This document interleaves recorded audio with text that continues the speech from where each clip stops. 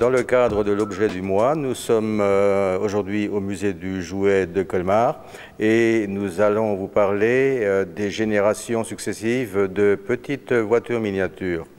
Alors, les petites voitures miniatures, c'est une vieille histoire qui a commencé déjà dans les années avant la guerre de 14, nous allons dire. Et ça a commencé en fait par les jouets en bois. Donc, nous avions en France beaucoup de forêts, donc beaucoup de bois. Et on a fabriqué, souvent de façon artisanale, des répliques des voitures d'époque. Là, vous avez une Mercedes, une réplique de Mercedes des années 15. Et c'est une réplique améliorée, on va dire, parce qu'au départ, les voitures en bois avaient des roues avec des axes fixes et n'avaient pas détaillé les pilotes comme c'est le cas ici. Ce modèle a donc été reproduit selon un schéma des années 14, mais il est beaucoup plus récent. En fait, il date des années début 2000, d'où sa patine pratiquement neuve. Donc ces jouets ont fait leur temps jusqu'au moment du conflit de 40 pratiquement, et ça a été repris en cours de route par des jouets en tôle. Avec l'industrialisation rapide de la France, la tôle est devenue relativement bon marché et les industriels dans ce cas-là ont repris des modèles selon les modèles vrais. Donc là, vous avez une Citroën B14, et là aussi, c'est une réplique, mais surtout, c'est une réplique réduite. Ces autos en tôle étaient faites pour le compte de l'usine Citroën de Paris et c'était souvent vendu dans des commerces particuliers. Par exemple, le réseau Citroën avait un réseau de magasins qui vendait aussi bien des accessoires pour l'automobile, mais aussi des jouets pour les enfants. Donc ce coupé B14 est une réduction de celui qui existait à l'échelle 1/20e environ.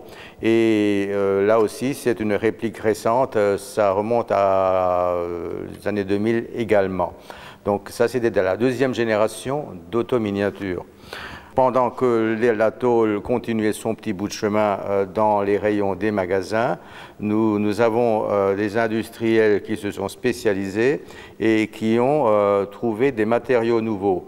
Alors ce matériel nouveau, c'était le Zamac, un alliage de métal, de plomb et divers éléments. Et ça permettait de reproduire un jouet avec une fidélité pratiquement absolue.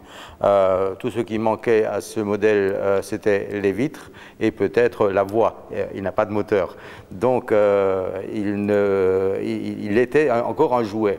C'était un jouet qui était fait pour fonctionner. Il y avait une manivelle qui permettait de monter la benne, vous voyez bien.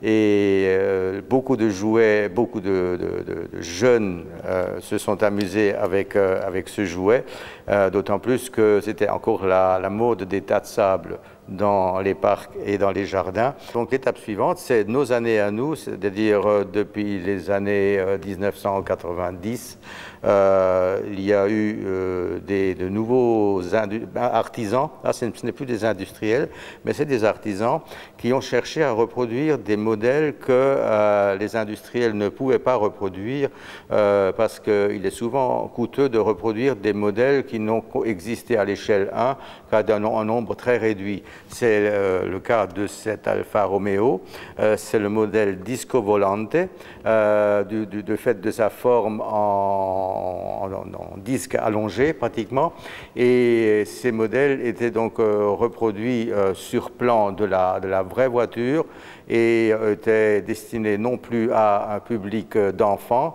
mais à un public d'adolescents et d'adultes avertis, parce qu'on ne joue pas avec ce genre de modèle. Ce sont des modèles d'exposition à l'état pur.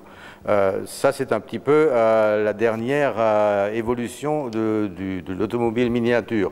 Maintenant, le problème que nous connaissons aujourd'hui, c'est que toute cette palette d'autominiatures que vous voyez devant vous, c'est pratiquement des modèles, disons, qui disparaissent et qui ne sont destinés qu'à une clientèle de spécialistes fortunés souvent, parce que pour pouvoir collectionner des dizaines de modèles de ce type, il faut avoir de l'argent. Il ne reste plus qu'à espérer que les dites autominiatures vont à nouveau intéresser les jeunes générations de garçons ou de filles, ça n'a pas beaucoup d'importance, mais que ces jouets redeviennent des jouets et non plus des objets de collection pour les personnes fortunées.